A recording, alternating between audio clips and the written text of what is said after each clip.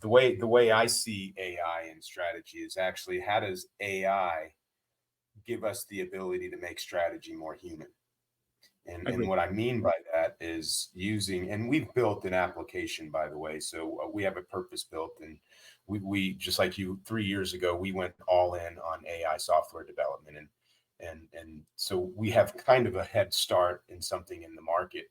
But what it does is it interviews everybody at scale. This isn't a Likert scale. This is a conversationally based, dynamic, adaptive interview that interviews everybody in the organization if they so choose. So now what we're doing is we're taking AI as a tool to reach people that we've never reached. That's a good thing.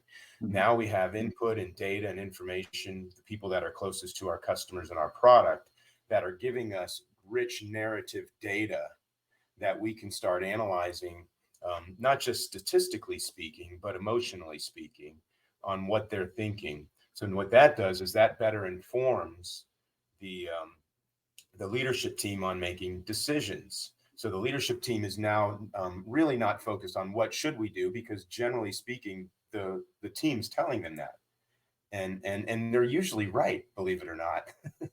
And so now what we've done is we've used AI to touch people we've never touched, to enhance our strategic planning. It's not telling us what to do. We're not going to ChatGPT and say, tell me what my plumbing company should do. We're going to the Mhm. people and Mhm. getting deep with them, and they're telling us. So now what we have as a result of this is we have better employee engagement, because people are part of something they've built, the company.